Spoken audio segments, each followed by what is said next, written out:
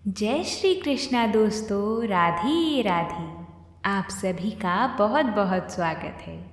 हमारी अभी शिव महापुराण की कथा चल रही है। साथ ही में सावन मास महात्म्य की कथा को भी हम प्रतिदिन सुन रहे हैं। शिव महापुराण की कथा को शुरू करते हैं और प्रभु की कृपा प्राप्त करते हैं। बोलिए भगवान शिव शंभू की जय हो। ब्रह्मा जी बोले, हे मुनि नारद, तत्पश्चात हिमालय अपनी पुत्री पार्वती को साथ लेकर शिव जी के पास गए। वहां जाकर उन्होंने योग साधना में डूबे त्रिलोकीनाथ भगवान शिव को प्रार्थना करने लगी। भगवान, मेरी पुत्री पार्वती आपकी सेवा करने के लिए बहुत उत्सुक है, इसलिए आपकी आराधना करने के लिए मैं इसे अपने साथ यहाँ लाया हूँ। हे प्रभु, यह अपनी 2 सखियों के साथ आपकी सेवा में रहेंगी। आप मुझ पर कृपा करके इसे अपनी सेवा का अवसर प्रदान करिए। तब भगवान शिव ने उस परम सुंदरी हिमालय कन्या पार्वती जी को देखकर अपनी आंखें बंद कर लीं और पुनः परम ब्रह्म के स्वरूप का ध्यान करने में निमग्न हो गए। उस समय सर्वेश्वर एवं सर्वव्यापी शिव जी तपस्या करने लगे। यह देखकर हिमालय उस सोच में डूब गए कि भगवान शंकर उनकी तपस्या स्वीकार करेंगे या नहीं। तब एक बार पुनः हिमालय ने दोनों हाथ जोड़कर शिव जी के चरणों में प्रणाम किया और बोली, हे देवाधिदेव महादेव, हे भोलेनाथ शिव शंकर, मैं दोनों हाथ जोड़कर आपकी शरण में आया हूँ।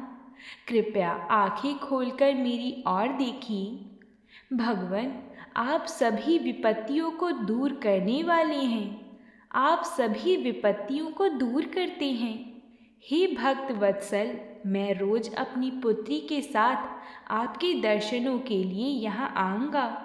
कृपा मुझे आज्ञा प्रदान कीजिए। पर्वतराज हिमालय के वचनों को सुनकर त्रिलोकीनाथ भगवान शिव जी ने अपने नेत्र खोल दिए और बोली, हे गिरिराज हिमालय, आप अपनी कन्या को घर पर ही छोड़कर मेरे दर्शन के लिए आ सकते हैं, नहीं तो आपको मेरा भी दर्शन नहीं होगा। महेश्वर की ऐसी बात सुनकर हिमालय ने अपना मस्तक झुका दिया और शिवजी से बोली, हे प्रभु, हे महादेव जी, कृपया यह बताइए कि मैं अपनी पुत्री के साथ आपके दर्शन के लिए क्यों नहीं आ सकता? क्या मेरी पुत्री आपकी सेवा के योग्य नहीं है? फिर इसे ना लेकर आने का कारण मुझे समझ में नहीं आता। पर्वतराज हिमालय की बात सुनकर शिवजी हंसने लगी और बोली, हे गिरिराज, आपकी पुत्री सुंदर, चंद्रमुखी और अनेक शुभ लक्षणों से संपन्न है, इसलिए आपको इसे मेरे पास नहीं लाना चाहिए, क्योंकि विद्वानों ने नारी को माया रूपिणी कहा है। युवतियाँ ही तपस्वियों की तपस्या में विघ्न डालती हैं। मैं योगी हूँ, सदैव तपस्या में लीन रहता हूँ और माया मोह से दूर रहता हूँ, इसलिए मुझे स्त्री से दूर ही रहना चाहिए। हे हिमालय, आप धर्म के ज्ञानी और वेदों की रीतियाँ जानते हैं। स्त्री निकटता से मन में विषय वासना उत्पन्न हो जाती है और वैराग्य नष्ट हो जाता है, जिससे तपस्वी और योगी का ध्यान नष्ट हो जाता है। इसलिए तपस्वी को स्त्रियों का साथ नहीं करना चाहिए। इस प्रकार कहकर भगवान शिव चुप हो गए। हिमालय शिव जी के ऐसे वचनों को सुनकर चकित और व्याकुल हो गई। उन्हें चुप देखकर पार्वती देवी असमंजस में पड़ गई। भगवान शंकर के वचन सुनकर पार्वती जी बोली, योगी राज, आपने जो कुछ भी मेरे पिताश्री गिरिराज हिमालय से कहा है, उसका उत्तर मैं देती हूँ। अंतर्यामी, आपने महान तप करने का निश्चय किया है। ऐसा करने का निश्चय आपने शक्ति के कारण ही लिया है। सभी कर्मों को करने की यह शक्ति ही प्रकृति है। प्रकृति ही सबकी सृष्टि, पालन और संहार करती है। प्रभु, आप थोड़ा विचार करें, प्रकृति क्या है और आप कौन हैं? यदि प्रकृति ना हो तो शरीर तथा स्वरूप किस प्रकार हो? आप सदा प्राणियों के लिए वंदनीय और चितनीय हैं। यह सब प्रकृति के ही कारण है। पार्वती जी के वचनों को सुनकर उत्तम लीला करने वाली भगवान शिव हंसते हुए बोले, मैं अपनी कठोर तप द्वारा प्रकृति का नाश कर चुका हूँ। अब मैं तत्व रूप में स्थित हूँ। साधु पुरुष को प्रकृति का संग्रह नहीं करना चाहिए। भगवान शिव के इस प्रकार के वचनों को सुनकर पार्वती जी हंसती हुई बोली, तो फिर आप उससे अलग कैसे हो सकते हैं? हे करुणा निधान, करुणाकारी, कल्याणकारी योगी राज, आपने जो कहा क्या वह प्रकृति नहीं है? तो फिर आप उससे अलग कैसे हो सकते हैं? बोलना या कुछ भी करना अर्थात हमारे द्वारा किया गया हर क्रियाकलाप ही प्रकृति है। हम सदा ही प्रकृति के ही वश में हैं। यदि आप प्रकृति से अलग हैं तो ना आपको बोलना चाहिए और ना ही कुछ और करना ही चाहिए, क्योंकि ये कार्य तो प्रकृति के हैं अर्थात प्राकृत हैं। भगवान, आप हंसते, सुनते, खाते, देखते और जो कुछ करते हैं वह सब भी तो प्रकृति का ही कार्य है। इसलिए व्यर्थ के वाद विवाद से कोई लाभ नहीं है। यदि आप वाकई प्रकृति से अलग हैं तो इस समय यहाँ तपस्या क्यों कर रहे हैं? सच तो यह है कि आप प्रकृति के वश में हैं और इस समय अपने स्वरूप को खोजने के लिए ही तपस्या में लीन रहना चाहते हैं। योगी राज, आप किस प्रकार की बात कर रहे हैं? थोड़ा विचार कर कहें। यदि आपने प्रकृति का नाश कर डाला है तो आप किस प्रकार विद्यमान रहेंगे? क्योंकि संसार तो सदा से ही प्रकृति से बंधा हुआ है। क्या आप प्रकृति का यह तत्व नहीं जान रहे हैं कि मैं ही प्रकृति हूँ? आप पुरुष हैं, यह पूर्णतया सच है। मेरे ही कारण आप सगुण और साकार माने जाते हैं। भगवान, आप जितेंद्रिय होने पर भी प्रकृति के अनुसार ही कर्म करते हैं। हे महादेव, यदि आप यही मानते हैं कि आप प्रकृति से अलग हैं तो आपको मेरी किसी भी सेवा से और किसी भी प्रकार से डरना नहीं चाहिए। पार्वती जी के मुख से निकली सांख्य शास्त्र में डूबे हुए वचन सुनकर भगवान शिव निरुत्तर हो गए। तब उन्होंने पार्वती जी को अपनी दर्शन और सेवा करने की आज्ञा प्रसन्नता पूर्वक प्रदान की। तत्पश्चात भगवान शिव पर्वतराज हिमालय से बोली, हे गिरिराज हिमालय, मैं तुम्हारे इस शिखर पर तपस्या करना चाहता हूँ। कृपया मुझे इसकी आज्ञा प्रदान करें।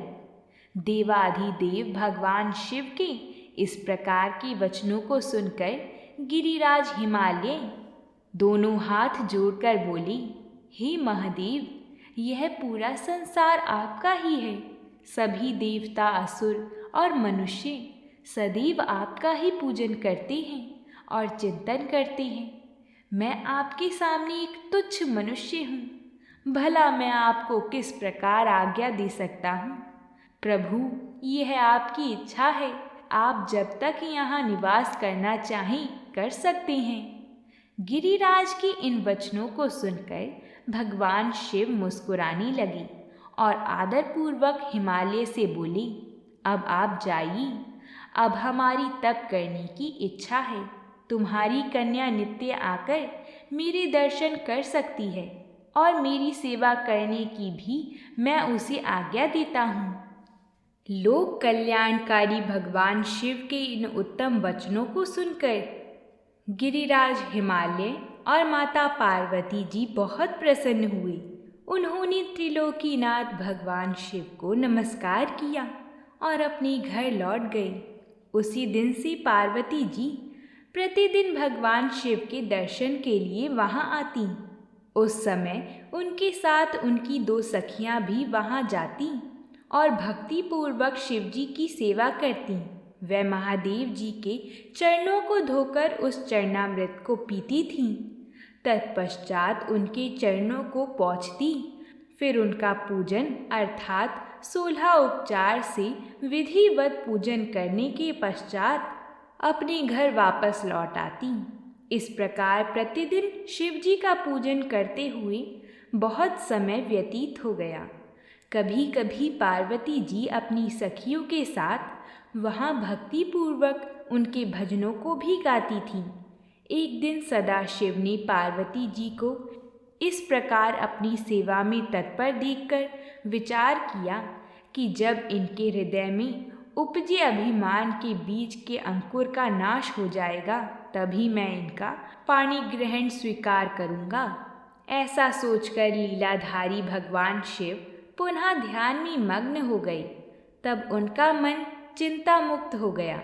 तब देवी पार्वती भगवान शिव के रूप का चिंतन करती हुई भक्ति भाव से उनकी सेवा करती रहीं।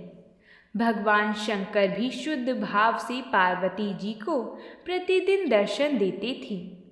इसी बीच इंद्र और अन्य देवता व मुनि ब्रह्मा जी के पास पहुँचे। ब्रह्मा जी की आज्ञा से कामदेव हिमालय पर्वत पर गए। ब्रह्मा जी कहते हैं, नारद, जब भगवान शिव ने अपना तीसरा नेत्र खोलकर उसकी अग्नि से कामदेव को भस्म कर दिया, तब मैंने उस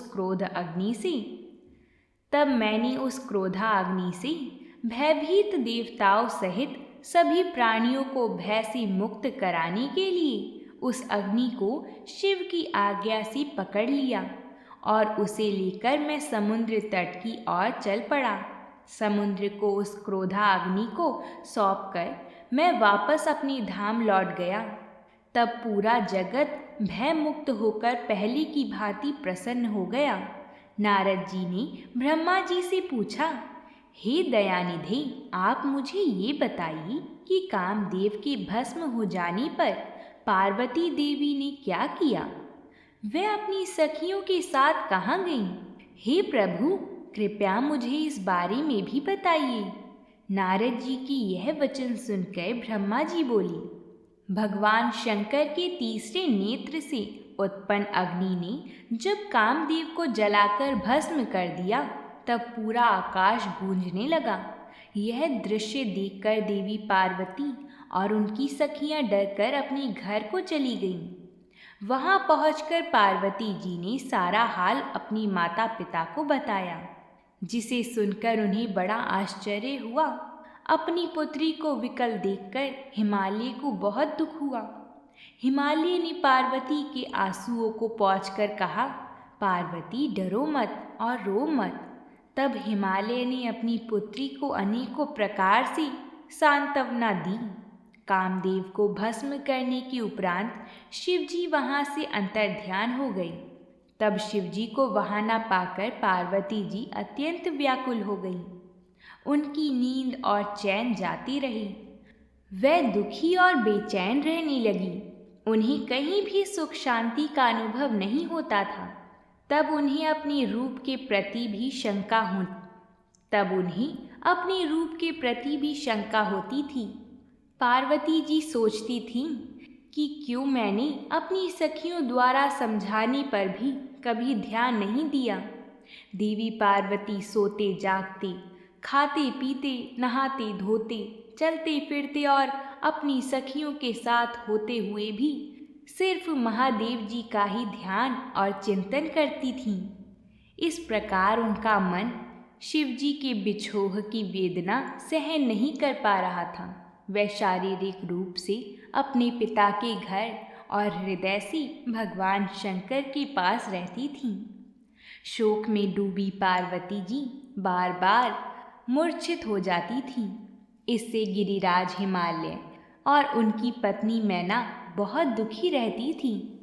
वह पार्वती जी को समझाने की बहुत कोशिश करते थे, परंतु पार्वती जी का ध्यान शिव जी की ओर से जरा भी नहीं हटता था। हे देवर्षि नारद, एक दिन देवराज इंद्र की इच्छा से आप घूमते हुए हिमालय पर्वत पर आए। तब शैलराज हिमालय ने आपका बहुत आदर सत्कार किया और आपका कुशल मंगल पूछा। आपको उत्तम आसन पर बिठाकर हिमालय ने सारा वृत्तांत सुनाया। हिमालय ने बताया कि किस प्रकार पार्वती जी ने महादेव जी की सेवा आरंभ की।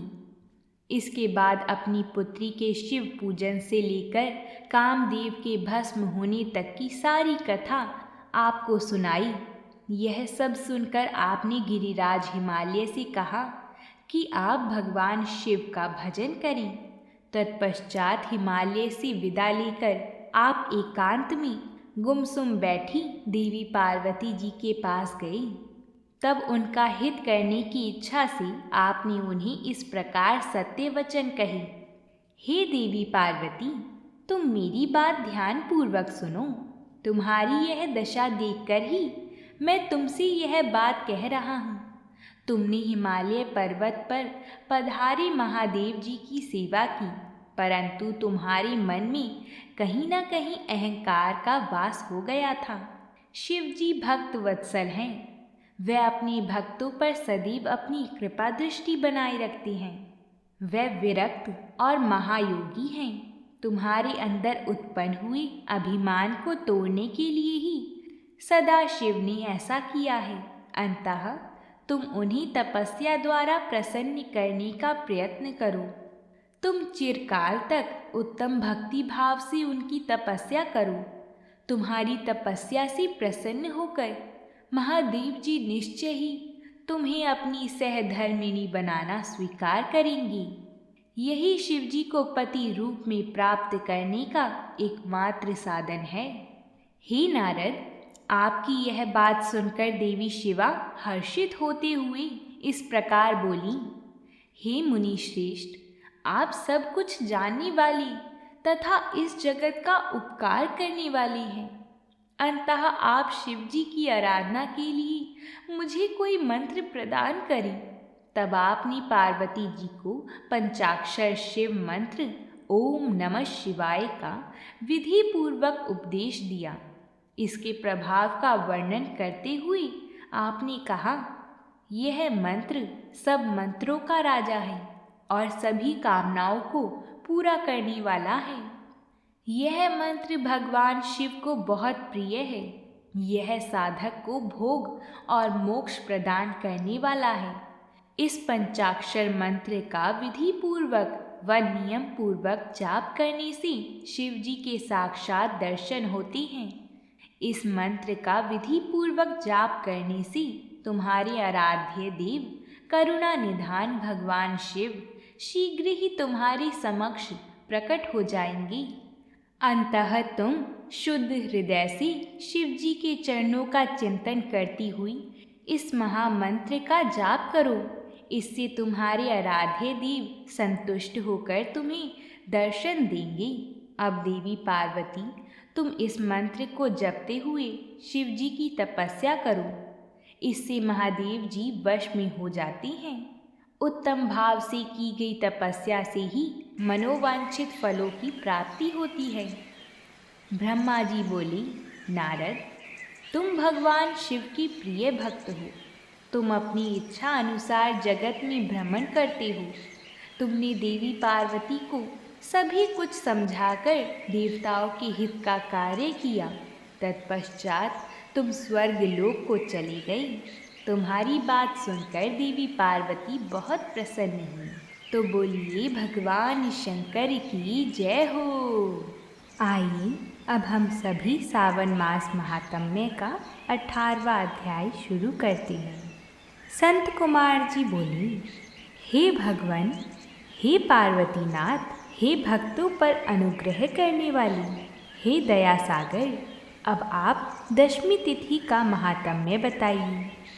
ईश्वर बोले, हे संत कुमार, श्रावण मास में शुक्ल पक्ष की दशमी तिथि से यह व्रत आरंभ करें। पुनः प्रत्येक महीने में शुक्ल पक्ष की दशमी तिथि को यह व्रत करें। इस प्रकार 12 महीनों में इस उत्तम व्रत को करके बाद में श्रावण मास में शुक्ल पक्ष की दशमी तिथि पर इसका उद्यापन करें। राज्य की इच्छा रखने वाले राजपुत्र, उत्तम कृषि के लिए कृषक, व्यवसाय के लिए वैश्य पुत्र, पुत्र प्राप्ति के लिए गर्भिणी स्त्री, धर्म अर्थ काम की सिद्धि के लिए सामान्य जन श्रेष्ठ वर की अभिलाषा रखने वाली कन्या, यज्ञ करने की कामना वाली ब्राह्मण श्रेष्ठ, आरोग्य के लिए रोगी और दीर्घकालिक पति के परदेश रहने पर उसके आने के लिए पत्नी, इन सब को तथा इसके अतिरिक्त अन्य लोगों को भी इस दशमी व्रत को करना चाहिए। जिस कारण जिसे कष्ट हो तब उसके निवारण हेतु उस मनुष्य को यह व्रत करना चाहिए। श्रावण मास में शुक्ल पक्ष की दशमी के दिन स्नान करके देवता का विधिवत पूजन करके घर के आंगन में 10 दिशाओं में पुष्प पल्लव चंदन से अथवा जौ के आटे से अधिदेवता की शस्त्र वाहन युक्त स्त्री रूप शक्तियों का अंकन करके नक्त वेला में 10 दिशाओं में उनकी पूजा करनी चाहिए। घी मिश्रित नैवेद्य अर्पण करके उन्हें पृथक पृथक दीपक प्रदान करना चाहिए। उस समय जो फल उपलब्ध हो वह भी चढ़ाना चाहिए। इसके बाद अपने कार्य की सिद्धि के लिए इस प्रकार प्रार्थना करनी चाहिए। हे दिग्देवता, मेरी आशाएं पूर्ण हों और मेरे मनोरथ सिद्ध हों। आप लोगों की कृपा से सदा कल्याण हो। इस प्रकार विधिवत पूजन करके ब्राह्मण को दक्षिणा देनी चाहिए। हे मुनि श्रेष्ठ, इसी क्रम से प्रत्येक महीने में दशमी तिथि का व्रत सदा करना चाहिए और 1 वर्ष तक करने के अनंतर उद्यापन करना चाहिए। अब पूजन की विधि कही जाती है। स्वर्ण अथवा चांदी अथवा आटे से ही 10 दिशाओं को बनवाएं। उसके बाद स्नान करके भली भांति वस्त्र आभूषण से अलंकृत होकर बंधु बांधवों के साथ भक्तिपूर्ण मन से 10 दिग्देवताओं का पूजन करना चाहिए। घर के आंगन में क्रम से इन मंत्रों के द्वारा दिग्देवताओं को स्थापित करें। इस भवन के स्वामी और देवताओं तथा दानवों से नमस्कार किए जाने वाले इंद्र आपके ही समीप रहते हैं। आप इंद्री नामक दिग्देवता को नमस्कार है। हे आशी, अग्नि के साथ विवाह होने के कारण आप अग्नि कही जाती हैं। आप तेज स्वरूप तथा पराशक्ति हैं। अंततः मुझे वर देने वाली हो। आपका ही आश्रय लेकर वे धर्मराज सभी लोगों को दंडित करते हैं। संयमिनी नाम वाली हैं। आप मेरे लिए उत्तम मनोरथ पूर्ण करने वाली हो। हाथ में खड्ग धारण किए हुए मृत्यु देवता आपका ही आश्रय ग्रहण करते हैं। अंततः आप निरृति रूपा हैं। आप मेरी आशा को पूर्ण कीजिए। हे वारुणी, समस्त भुवनों के आधार तथा जल जीवों के स्वामी वरुण देव आप में निवास करते हैं। अंततः आप मेरे कार्य तथा धर्म को पूर्ण करने के लिए आप तत्पर हो। आप जगत के अधिस्वरूप वायुदेव के साथ अधिष्ठित हैं। आप मेरे घर में नित्य शांति प्रदान करें। आप धन के स्वामी कुबेर के साथ अधिष्ठित हैं। अंततः आप इस लोक में उत्तरा नाम से विख्यात हैं। हमें शीघ्र ही मनोरथ प्रदान करके आप निरुत्तर हों। हे ईशानी, आप जगत के स्वामी शंभु के साथ सुशोभित होती हैं। हे शुभे, हे देवी, मेरी अभिलाषाओं को पूर्ण कीजिए। आपको नमस्कार है। आप समस्त लोकों के ऊपर अधिष्ठित हैं, सदा कल्याण करने वाली हैं और सनक आदि मुनियों से घिरी रहती हैं। आप सदा मेरी रक्षा करें। सभी नक्षत्र, ग्रह, तारागण तथा जो नक्षत्र माताएं हैं, जो भूत प्रेत तथा विघ्न हरने वाले विनायक हैं, उनकी मैंने मन से भक्ति पूर्वक पूजा की है। वह सब मेरे अभीष्ट की सिद्धि के लिए सदा तत्पर हों। नीचे के लोकों में आप सर्पों तथा नेवलों के द्वारा सेवित हैं, अतः नाग पत्नियों सहित आप मेरे ऊपर प्रसन्न हों। इन मंत्रों के द्वारा पुष्प धूप आदि से पूजन करके वस्त्र अलंकार तथा फल निवेदित करना चाहिए। इसके बाद वाद्य ध्वनि, गीत, नृत्य आदि मंगल कृत्यों और नाचती हुई श्रेष्ठ स्त्रियों के सहित जागरण करके रात्रि व्यतीत करनी चाहिए। कुमकुम, अक्षत, तांबुल, दान मान आदि के द्वारा भक्तिपूर्ण मन से उस रात्रि को सुखपूर्वक व्यतीत करके प्रातः काल प्रतिमाओं की पूजा करके ब्राह्मण को प्रदान कर देनी चाहिए। इस विधि से व्रत को करके क्षमा प्रार्थना तथा प्रणाम करके मित्रों तथा प्रिय बंधुजनों को साथ लेकर भोजन करना चाहिए।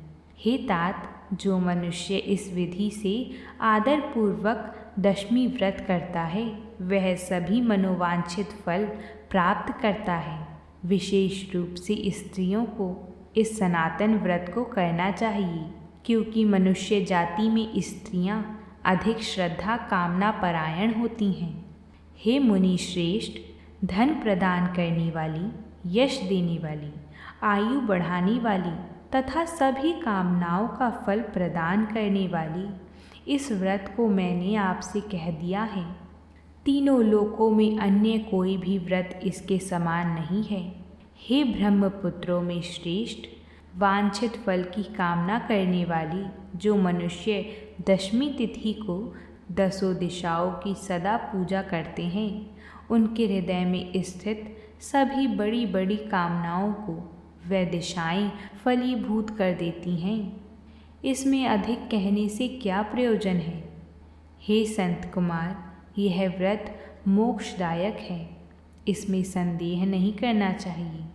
इस व्रत के समान ना कोई व्रत है और ना तो होगा। तो बोलिए भगवान शिव शंभू की जय हो। इस प्रकार श्री स्कंद पुराण के अंतर्गत सावन मास का यह 18वां अध्याय पूर्ण होता है। अगर आप सभी को ये कथा पसंद आई हो तो वीडियो को लाइक ज़रूर करें। साथ ही में अगर आप नए आए हैं तो हमारे चैनल को सब्सक्राइब करके हमारी और कथाओं को ज़रूर देखें। अब हम आपसे कल मिलेंगे एक नई कथा के साथ। तब तक के लिए प्रेम से बोलिए हर हर महादेव।